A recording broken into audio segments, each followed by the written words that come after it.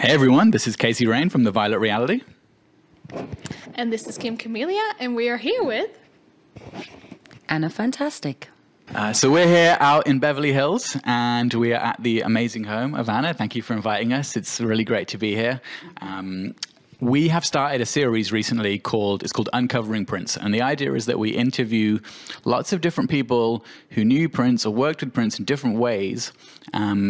Because I think the one thing that's come out of his passing is that people get to see different dimensions of him, rather than just when he was here, you saw what he wanted you to see. And that's really the idea of getting people to tell their stories and learning new things and seeing him in different lights. And that's what we're trying to do. So, Kim, you want to start off? Yeah. So I just want to say you are our first in-person interview. So the first person that we actually went to and interviewed. So, and I would say let's start off with the first question, which is how did you meet Prince and where? And just tell us the story. Mm-hmm. The first time I met Prince was at Wembley Stadium in London when I was 15.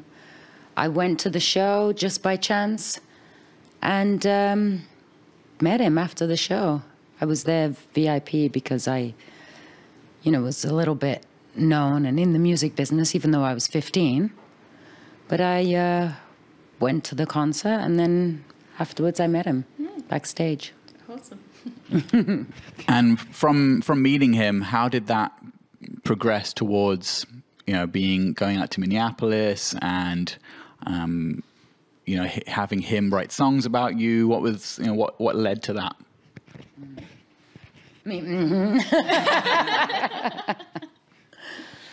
Well, I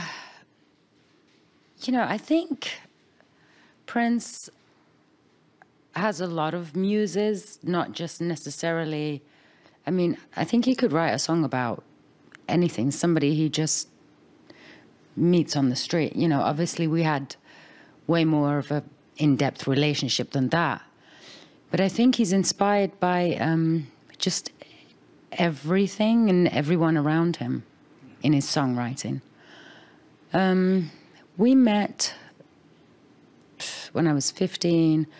We stayed in touch for 2 years. When I was 17, I moved to Minneapolis, and we worked together on songs. And, I was there when he wrote the whole Batman album.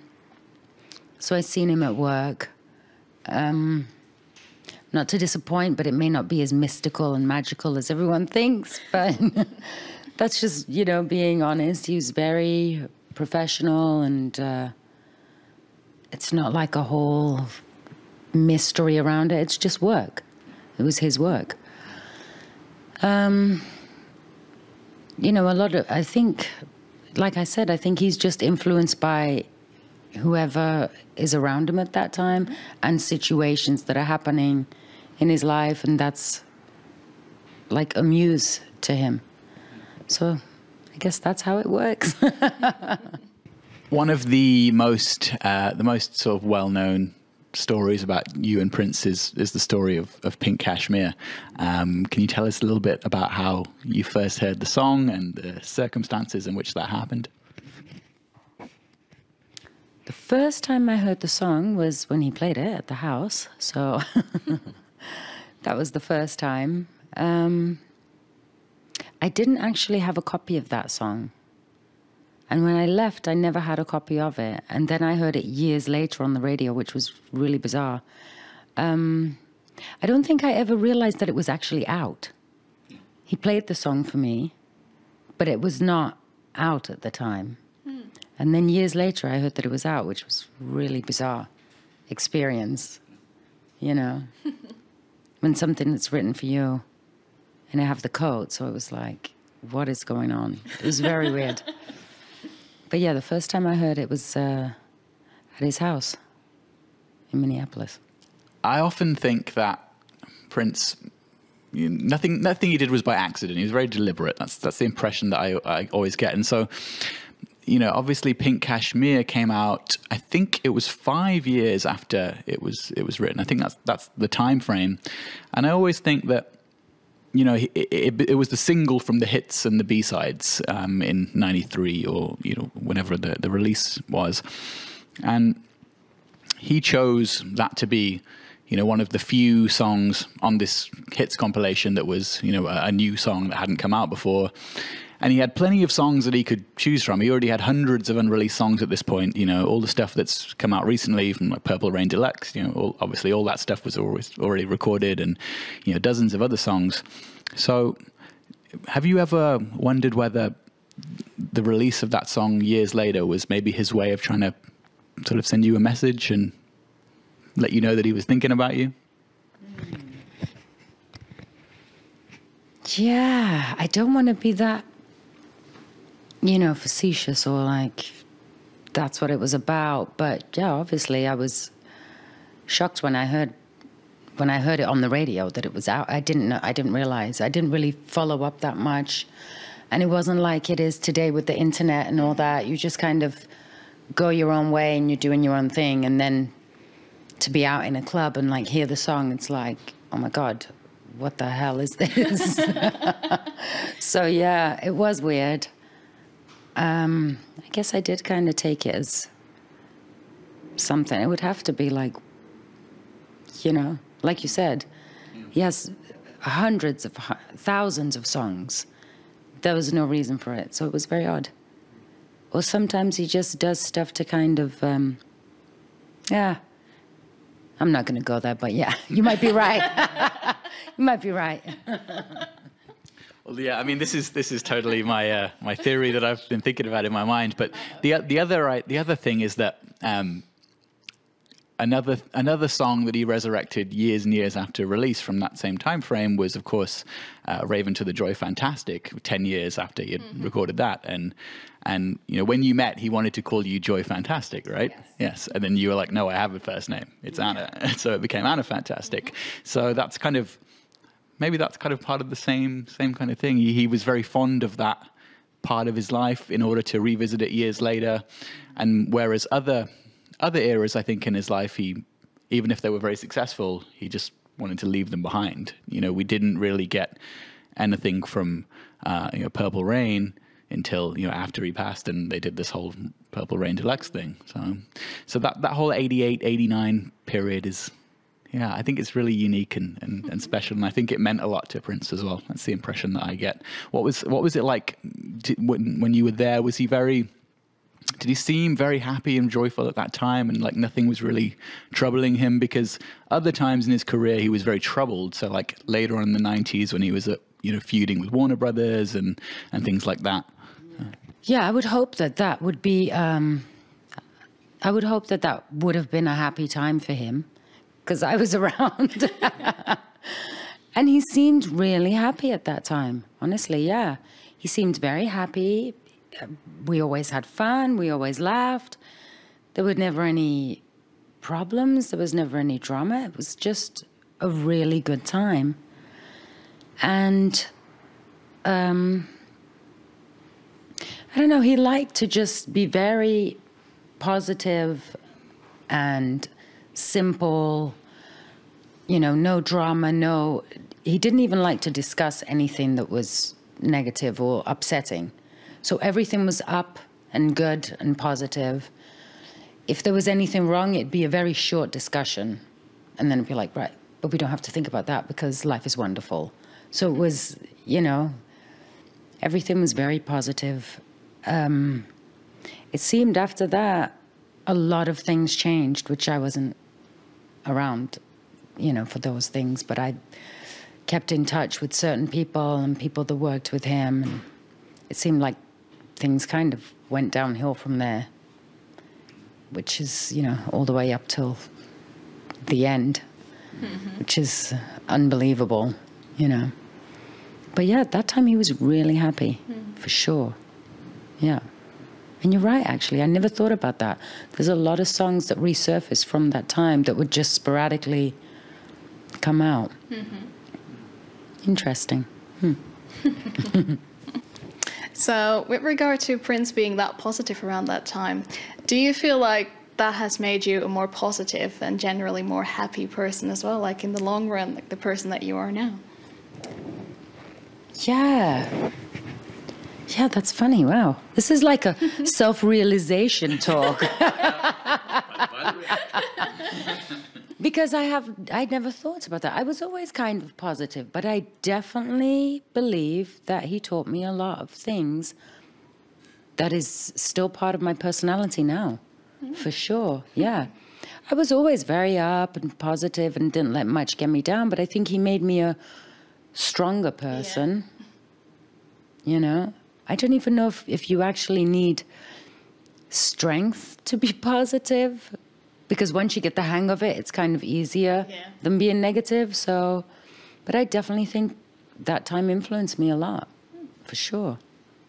Good question. Thank you. So, a whole bunch of Prince fans, I think everybody loves the song Vicki Waiting, and we all know that at one point that was Anna Waiting written for you. So, can you tell us a story about that? So, the song Anna Waiting, that was written specifically for my birthday. I spent my birthday in England at home, and I flew to Minneapolis the same day. So it was still the 31st because of the time difference. So I spent basically the morning of my birthday at home, the day on the plane, and the evening in Minneapolis. And he gave me this cassette, and it just said Anna Waiting. And I was like, okay, I had no clue. Then we went in the car, and he put the cassette in, and that was the first time I heard that song. And the lyrics in the song, most of it are things that literally happened or things that we talked about, like throughout the whole song. It's like a whole story. Yeah, that was, I loved the song. It was great the first time I heard it.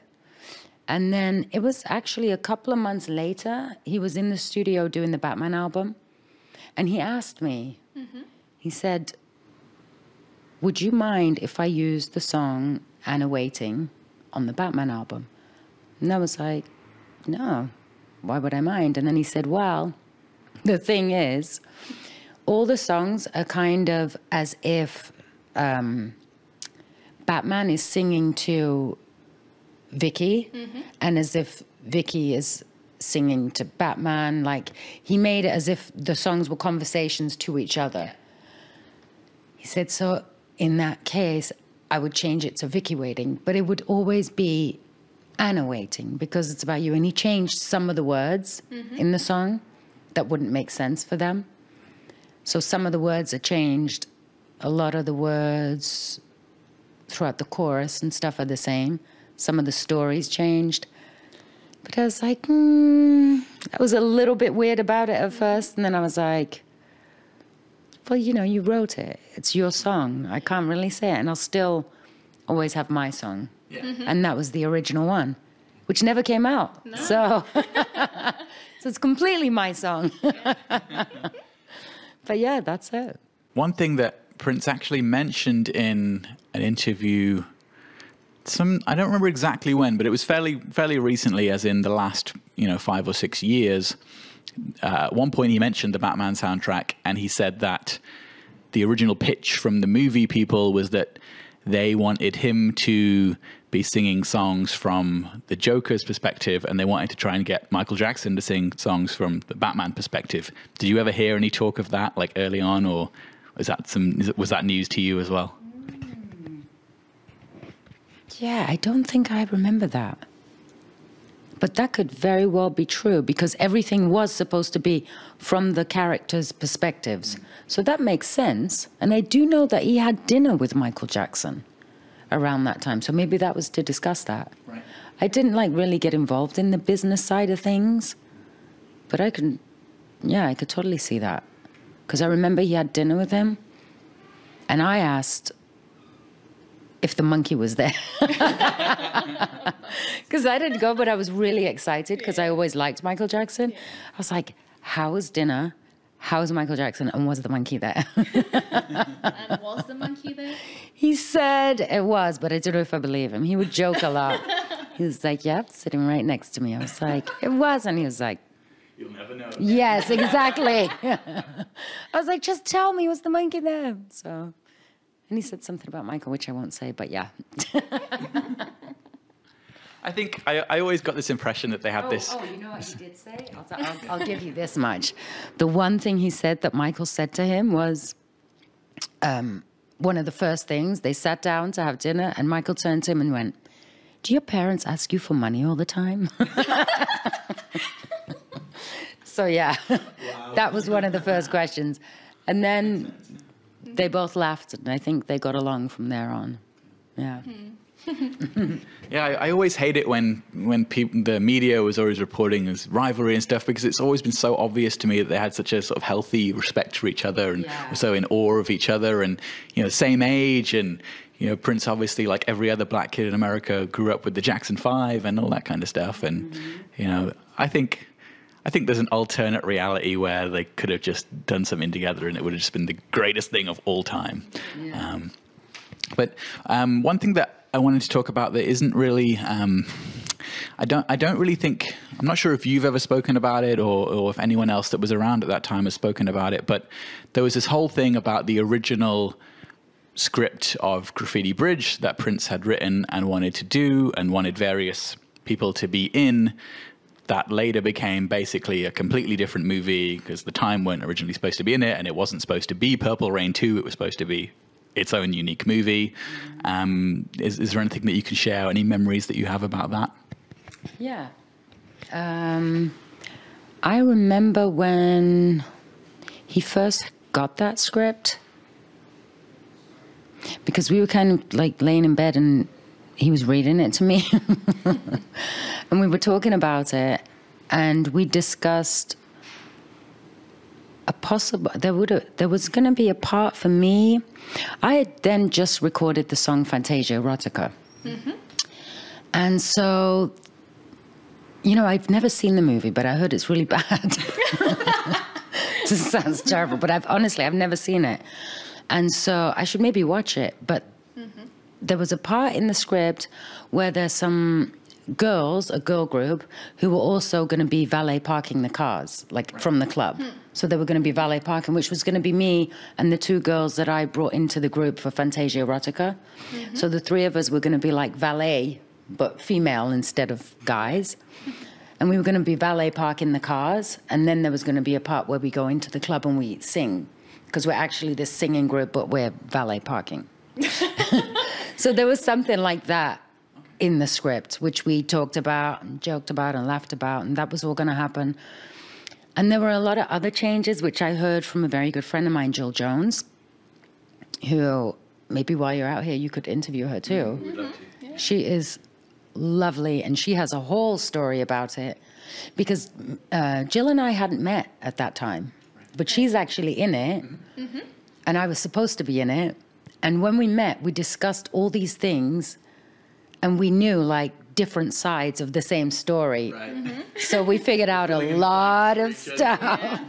Yeah, which would be interesting if you had all the Prince girls together, but some of them are not that like open to those type of things. But yes, a lot of politics. That's there in like every group, even if you're just friends. So. Yeah, it's so weird. But Jill and I get along really well, and she has some good stories about the whole time, because she was in it. She was there when they shot it. And she has a whole story about a script that changed and something, and she was on a plane, and she could tell it much better than me. So yeah, I should contact her for you guys, and then that'd be great. You could get the other side of it. But yeah, that's about it. I was supposed to be in it. That ended up not happening. Which was also a big part, like my own choice, because of other personal things that happened in the meantime. But yeah, and I never ended up watching the movie, so I've never seen it. Yeah, obviously you should probably watch it at some point, but it's my take. It's very divisive. It obviously was not as successful at the box office, and a good proportion of the fan base will openly say we don't like it and it's terrible and blah blah blah. And then there's this also contingency of fans that do like it, because I think and I'm kind of on the fence because I think when you watch it, you see what he wanted to do and how it could have worked if he had managed to do it, the way that he wanted to. But then there's all this other stuff that got mixed in that kind of took away from his vision. And I think the story is that the movie people wouldn't finance it unless it became Purple Rain 2. And so and so he wanted to do a musical shot on set when Purple Rain was a drama shot on location. And so you've got all this stuff that doesn't quite fit together, and I think that's my takeaway, that it's two movies crammed into one, and he only wanted to make one of those movies. But I think there's a lot that's not known, and hopefully will come out in time about what really happened and all that stuff. But yeah. People have had their opinions about Under the Cherry Moon, but I thought that movie was wonderful. Yeah. I love that movie, But some people don't like that either. They're like, oh, it's bad or whatever. I think it's brilliant. It is, yeah. So it's just my opinion.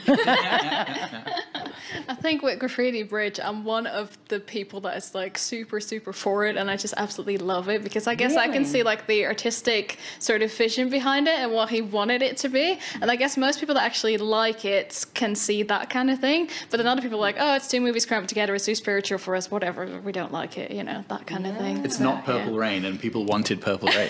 Not Purple, so that's... Exactly. You mentioned, this is actually what I was going to ask about anyway, and you already mentioned it, it's the Fantasia erotica. Obviously, Prince fans know that later on the song was given to Carmen, and it, obviously was updated for, the time and the production values of a few years later and whatever. But what was the story behind you recording that, and was that supposed to sort of lead into an album that was going to come out and all that stuff? We'd love to hear about that. Yeah. Fantasia erotica, Prince and I actually sat at Paisley Park in the little canteen dining area, and we were writing the lyrics to the song, and there's a part where I speak Dutch in the song. Yeah. So, and then there's a part where it goes, took the Dutch, never too much, love and sex and such and such. So there's that part. And then when Carmen did it, she says something, speak Carmenese, and then she does this rap. Yeah. But originally that was the part where I speak Dutch. Oh, no way. So it was going to be Dutch and English. Yes. Wow, that's interesting. So the original one is Dutch and English. I think he used the Dutch bits in a Madhouse thing, Dopamine Rush. Yeah, no, that was something else. That was done specifically for that. Right. Same concept. Yeah, he had all different languages in that. Yeah. But yeah, that was a different thing. But the Fantasia erotica, we specifically did for me. And then he was like, well, you should put a girl group together. So he asked me if I rather want girls that he knew from here or girls that I knew from Europe. So I picked two friends that I knew. I went over there, we filmed this thing and sent it back, and he was like, okay, so basically like an audition for them. And he was like, all right, that's fine. And then he kept pushing the project forward, and it just kept lingering on and dragging on. I'd already done the song. The girls were supposed to fly over to Minneapolis. Meanwhile, he was like, well, you come over first because I'm working on this other stuff, and then the next time we'll fly you out with the girls. And so it just kept dragging on and on. I ended up getting a record deal in England. And, after knowing him for all those years, and he actually told me, like, if you want to do this, we can put out a song tomorrow. I don't want you working with other people. And so for him to then drag it on, to be honest, it upset me. So I was like, when I got this deal in England, I was like, I'm going to do that. And I think that upset him. So then in turn, he gave the song to Carmen, which was, I don't know when that came out, but I think it was only like a year or not even a year, maybe 2 years after me and him were done. So I think maybe within a year. It was a little bit of a jab to me. It really was. And I think He does that. And the one girl that I worked with, he also had said that he wanted us both. We kind of looked similar, this one girl that I worked with at the time. And we were going to be doing some dancing and working with him. Then all of a sudden he had the video with Diamond and Pearl, with the two girls that look similar to each other. And one of them looks like me. Like I've had a friend of hers approach me and think I was her. Right. I was like, what? And I didn't even know who she was at the time. Right. So that was way back. So he kind of does, you know, bizarre things sometimes, but everybody does. You know, there's some weird, and that is what creates, like you said, the politics. Yeah. Yeah. You know, there's somebody behind, like pulling the strings of the puppets, if they're willing to be a puppet. So, you know, it's complicated, but yeah, that's how that happened. And I don't even know if Carmen knows that, though. But I don't know if he, you know, showed her the song and was like, you're going to do this. Because usually when you do a song that is already written, they'll give you like a vocal, a guide, a guide vocal to follow. So I don't know if he sang it himself and gave it to her, or if she heard that song, or I don't know, or if she even knew who I was.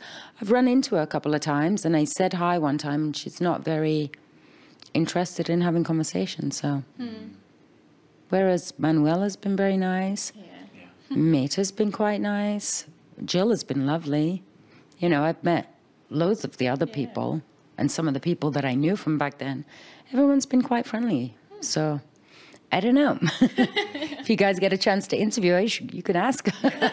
You guys could put all the pieces of the puzzle together. And then I'll have a great big dinner all at one table over Christmas sometime.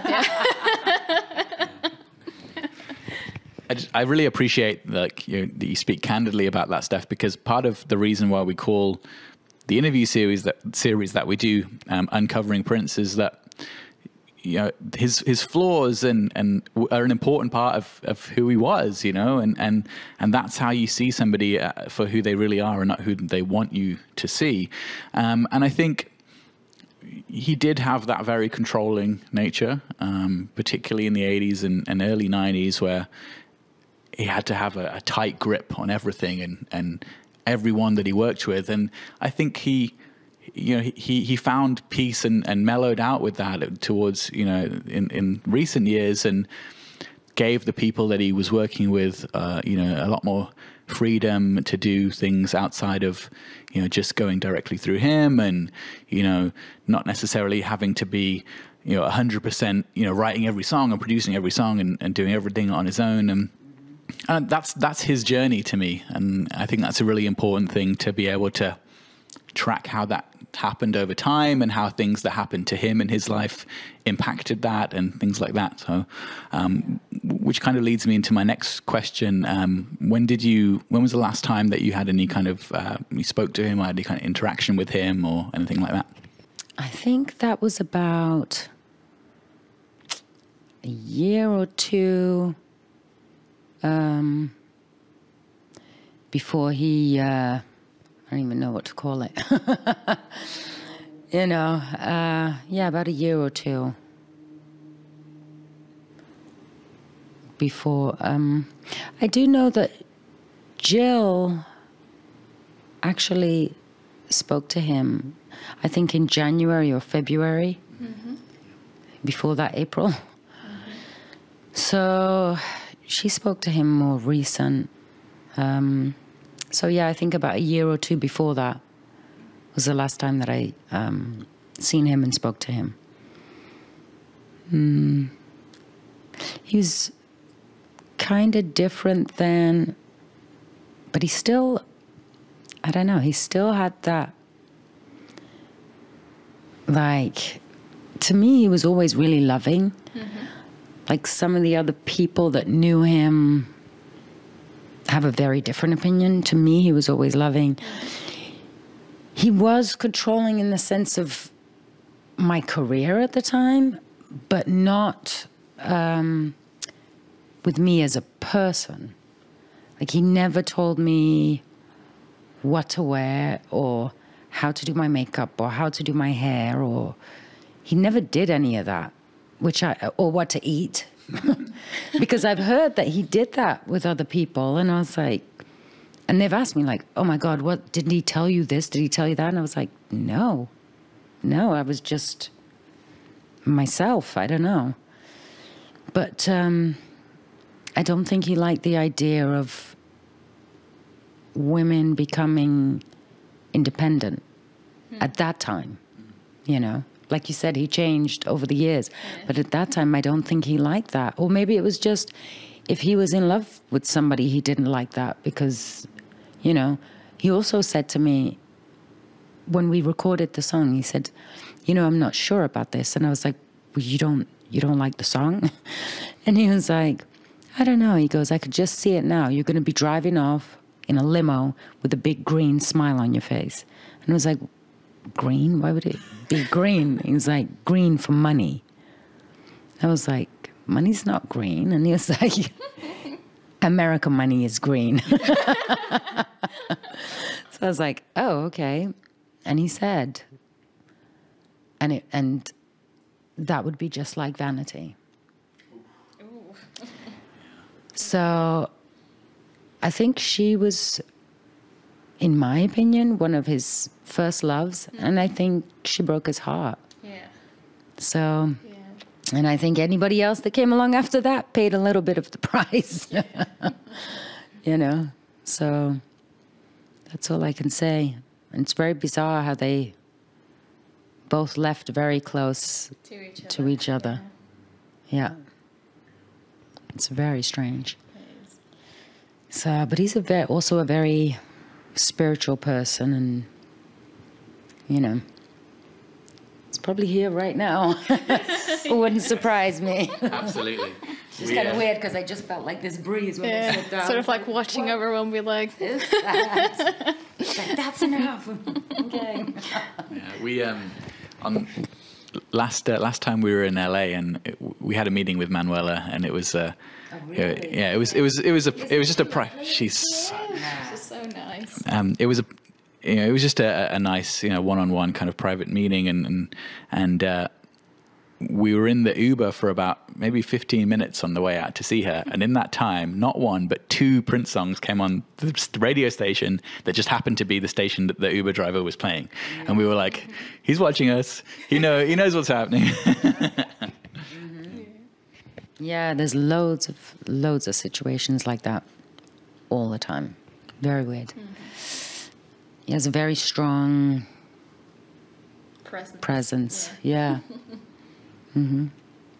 So, what would be your favorite memory of being around Prince, of like things you've done, just anything that comes to mind where you're like, if I think back to that, that always makes me smile? Oh, wow. It's a lot. It's a lot of smiling at that time.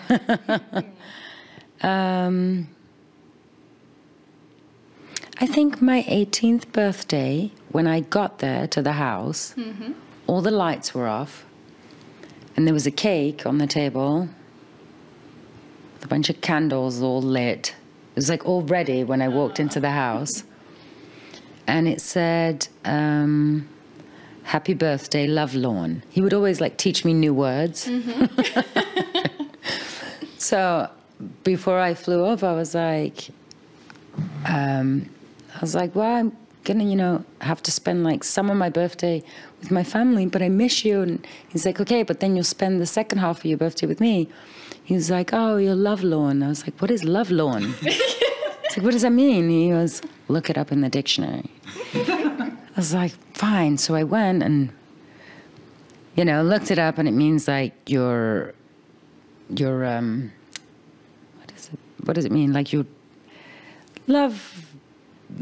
lovelorn, like you're sad.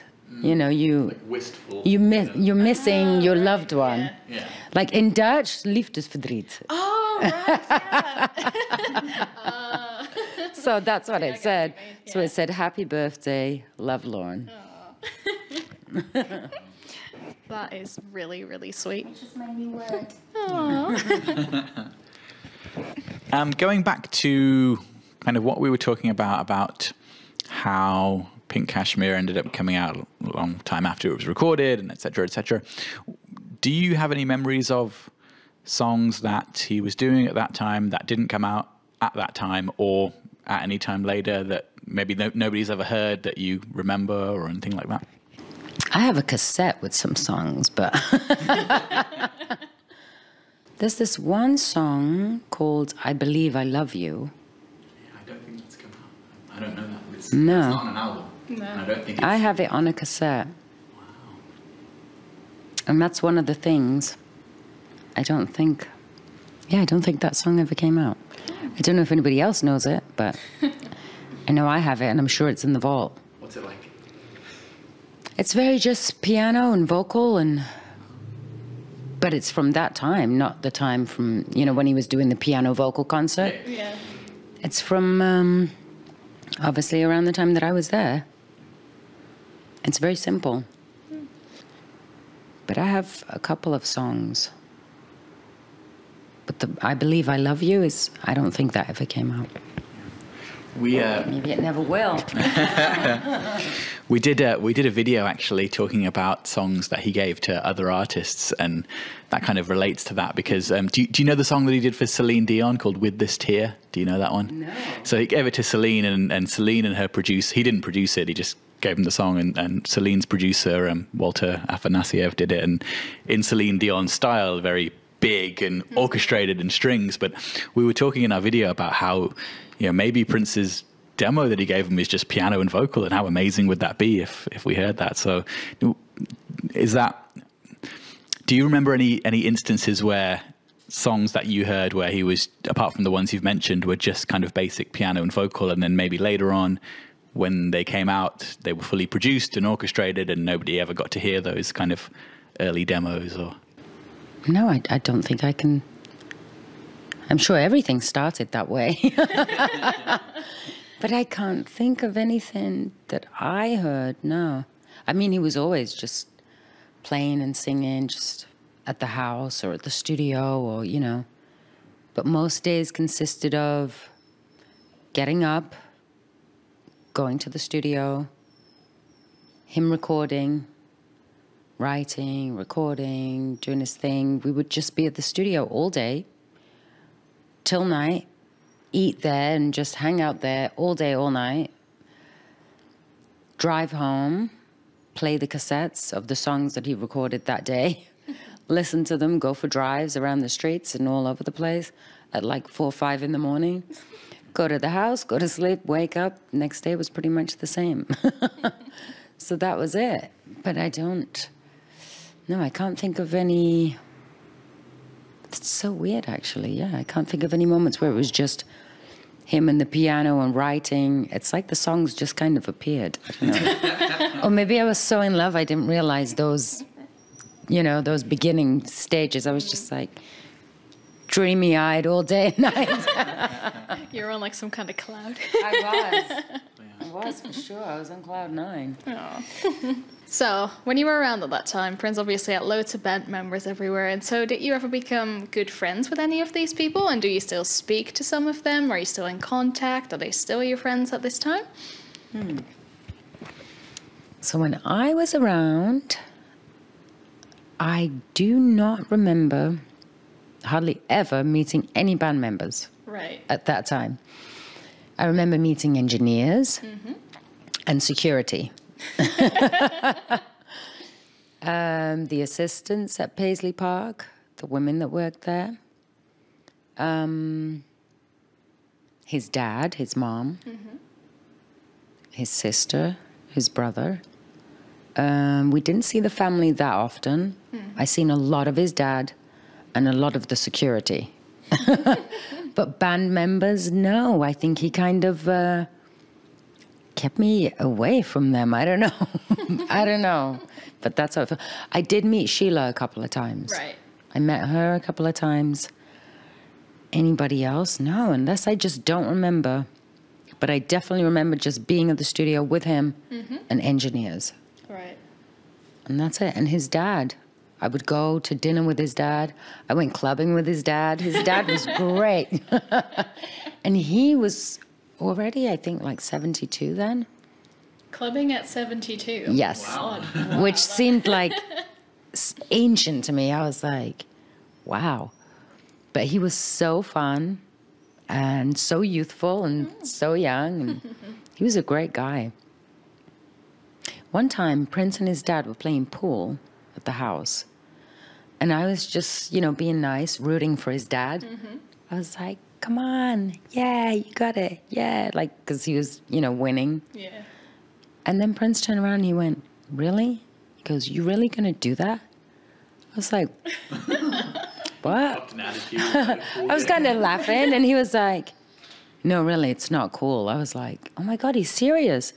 Like I'm like being nice, like picking his dad's side, like, yay, come on, yeah, beat him. And he's like, wow, really? I thought you would be on my side. And he was not joking. I was like, okay, never mind. So he definitely had jealousy issues, even when it came to his own dad. So I didn't meet many of the band members, no. Although I seen them a couple of times at shows, but I didn't like make friends or hang out. I am still in touch with some of the people that did security. Yeah, and people that worked closely for him, like personal assistants, and you know, a couple of the people, Robbie Pastor and you know, Hucky. So, and then some new friends that I made since.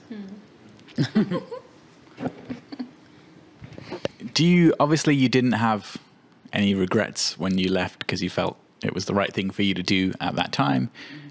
Have you had any regrets since then? Maybe you thought about what things would have been like if you stayed a little bit longer or anything like that? To get back to the beginning of this interview, when you said, you know, the things that he was so positive and did that change me and and like I said, that taught me a lot. And those were definitely one of the things that Prince taught me, is that you don't live by regrets. Right. You know, you make your choices and that's it. And then another thing is, whenever I would go home and I would say to him, I said, well, I'm going to miss you. Like, and he would say, well, how can you miss me? You're a part of me. Like, wherever you are, I'm there. And wherever I am, you're there. So, I don't know, we had such a connection that I just felt like I'll always be connected, but I have to go and follow my own path. And that's what I did. And I think I've always felt quite comfortable with that. And I've always been happy with that. There are things that happened in my life that I feel wouldn't have happened had I stayed. And I think it was part of my path that I had to follow. And he had his, and our paths intertwined. And there'll always be a connection there, but then you have your separate, you know, you go your separate ways. I do have a regret that I didn't keep in touch towards the end. That I didn't make more of an effort to talk to him after I seen him. Right. Yeah. That's the only thing. Because I just feel like, you know, I don't know, but I think everybody that knows him and was close, they all feel like they could have done something. But like I just said, if I stay true to my own feelings, then everybody has their path. So, you know, more than likely nobody could have done anything. So it is what it is. That was beautiful. Yeah. I just wanted to ask you if there was anything that you wanted to talk to us about, maybe any ongoing projects, anything you're working on right now, or something that you wanted to just generally tell us about, or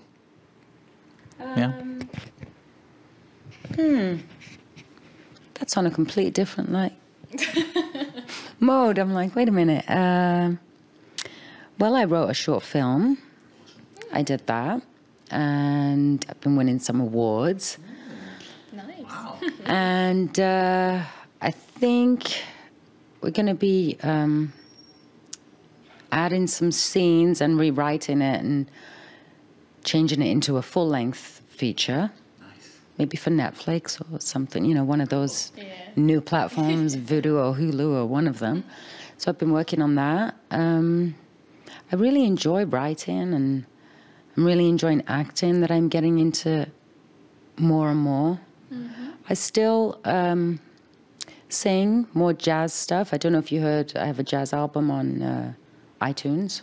No, I'm going to listen to it though. Yeah, it's just, you know, the jazz standards by Anna Fantastic. So I do that. And then, yeah, I'm just getting more into the acting thing. And I've been also working on a clothing line. So those are just a couple of things that I'm working on now. And you can follow me on Instagram and Twitter and Facebook. Oh no, Facebook is just, no, I think I have an Anna. I'm so bad at this stuff. You need to put links because I'm like terrible. I keep changing my names and then I'm like, people are like, no, you have to stay Anna Fantastic. And then I do my acting and I'm Anna Florence. And then when I was born, I was Anna Garcia. And then I did this other work in Germany and I'm Cherie. Like I've done so many projects under all different names. How many different names have you got? A whole bunch. I'm like a spy. It's insane. So even legally, I have so many different names because I have some issue with names. And then it's so funny because I think Prince had that too. And I've, Yes. right. It's like, oh, I don't know what it is. I've always like, you know, I'm like, can I just be Anna? Just Anna. Just be the original Anna. Anna, nothing else, Just forget it. Yeah. I even said that when I met Quincy Jones. And he got one of his books out and he signed it to me and he was like, Anna, now what do you want on it? And I went, just Anna. And he literally signed it, just Anna. No last names needed. So, yeah, I even have that. I'm like, that's hilarious. But yeah, you guys will have to put the links in because I have no clue. I have no clue. Yeah. As always. So thank you so much for having us over and thank you so much for doing this interview with us. Yeah. It was really lovely talking to you. Absolutely. Yep. And we'll see you next time for the next episode of Uncovering Prince. This was The Violet Reality with Anna Fantastic. Yay. I'm Kim Camellia. Anna, just Anna. Thank you guys so much. This was fun. Thank you. We need to say bye, like a wave. Bye. Bye.